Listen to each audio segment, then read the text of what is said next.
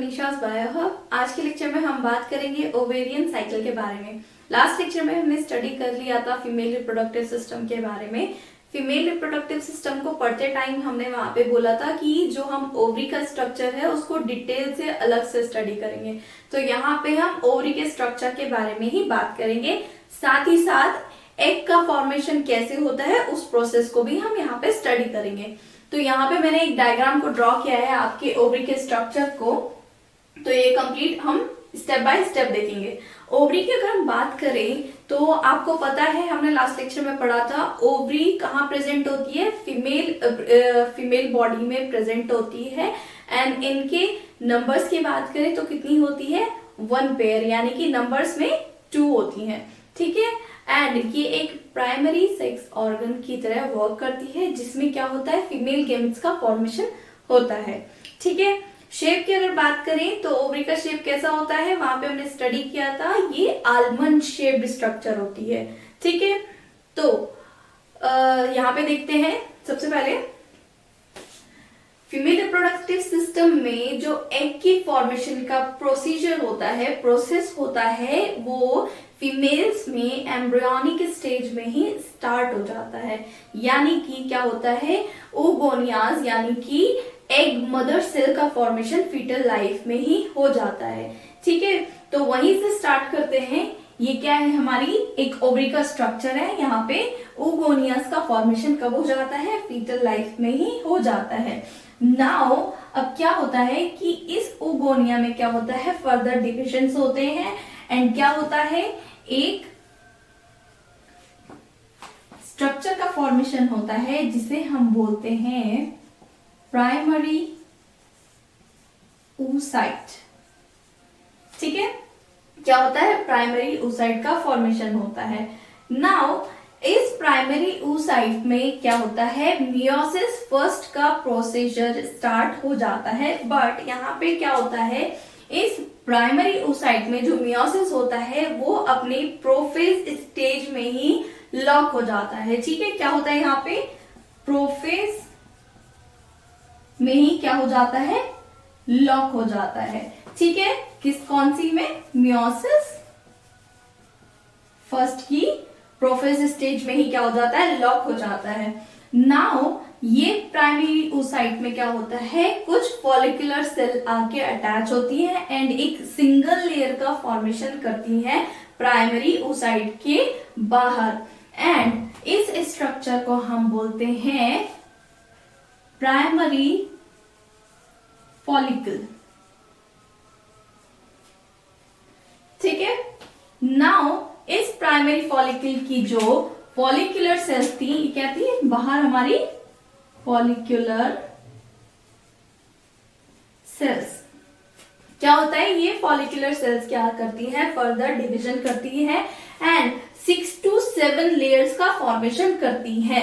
इस 6 to 7 layer में से जो आउटर मोस्ट लेयर होती है, ये क्या करती है, एक लेयर का फॉर्मेशन करती है जिसे बोलते हैं थीका, ठीक है। एंड जो इसकी इनर मोस्ट लेयर होती है, ये एक लेयर का फॉर्मेशन करती है जिसे बोलते हैं कोरोना रेडिएटा, ओके। नाउ इस corona radiata and primary oocyte के बीच में एक ग्लाइकोप्रोटीन की लेयर का फॉर्मेशन होता है जिसे बोलते हैं जोना पेल्यूसिटा, ठीक है। एंड इस पूरे स्ट्रक्चर को अब जो हम बुलाएंगे, जिसमें ये डिफरेंट लेयर्स का फॉर्मेशन होता है, इसे हम बोलते हैं सेकेंडरी फॉलिकल, ठीक है। नाउ अब इस सेकेंडरी फॉलिकल में कुछ फर्दर क्या होते हैं, कुछ डेवलपमेंट होते हैं। क्या होता है कि ये जो थीका मेम्ब्रेन होती है, इसमें क्या होता है, फर्दर डिवीजन होता है एंड 2 लेयर्स का फॉर्मेशन होता है। आउटर लेयर को हम बोलते हैं theca externa and inner layer को बोलते हैं थीका इंटरना। नाम से पता चल रहा है, एक्सटर्ना मतलब बाहर, इंटरना मतलब अंदर, ठीक है। एंड ये जो लेयर थी हमारी, अच्छा हाँ, इस 6 to 7 लेयर को हमने बोला था मेम्ब्रेन ग्रैन्युलोसा, मेम्ब्रेन ग्रैन्युलोसा। ठीक है, तो ये क्या है, मेम्ब्रेन ग्रैन्युलोसा। ठीक है, मेम्ब्रेन ग्रैन्युलोसा के बाद क्या होता है, यहाँ पे एक फ्लूइड फिल्ड कैविटी का फॉर्मेशन होता है एंड इस फ्लूइड फिल्ड कैविटी को बोलते हैं एंट्रम। ठीक है, इंपॉर्टेंट है, इस फ्लूइड फिल्ड कैविटी को क्या बोलते हैं, एंट्रम बोलते हैं।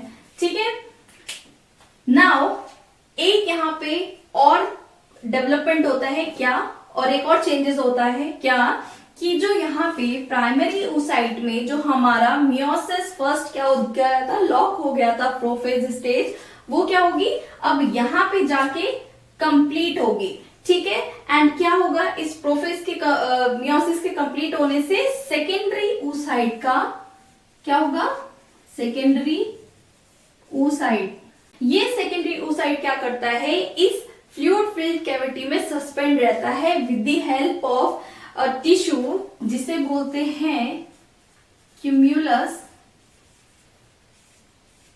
उफोरस, या फिर इसे बोलते हैं जर्म हिल। ठीक है, इसका फॉर्मेशन होता है। नाउ अब जो ये स्ट्रक्चर बन के आई है, ये जो स्ट्रक्चर बनती है, इस कंप्लीट स्ट्रक्चर को बोलते हैं टर्शरी फॉलिकल।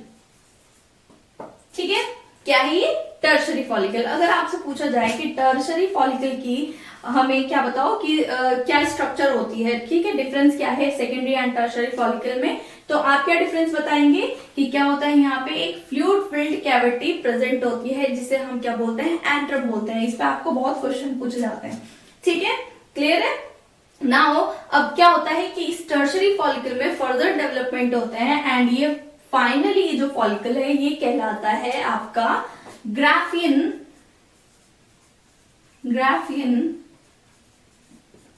फॉलिकल। ठीक है, क्या कहलाता है, ये फाइनली आपका कहलाता है ग्राफियन फॉलिकल।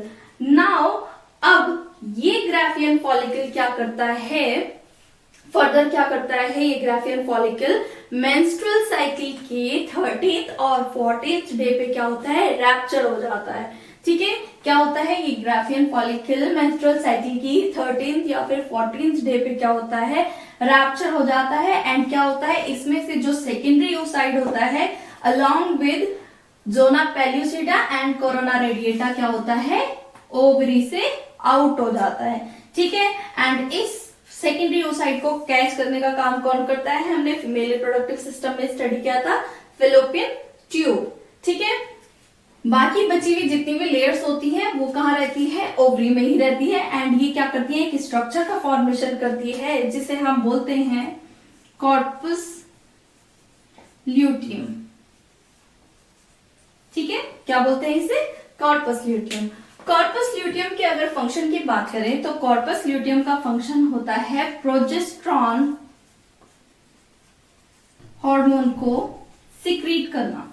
ठीक है, प्रोजेस्टेरॉन हार्मोन प्रेगनेंसी हार्मोन, ये क्या करता है, फीमेल बॉडी के यूट्रस को क्या करेगा, प्रेगनेंसी के लिए प्रिपेयर करेगा। ठीक है, इम्प्लांटेशन के लिए प्रिपेयर करेगा।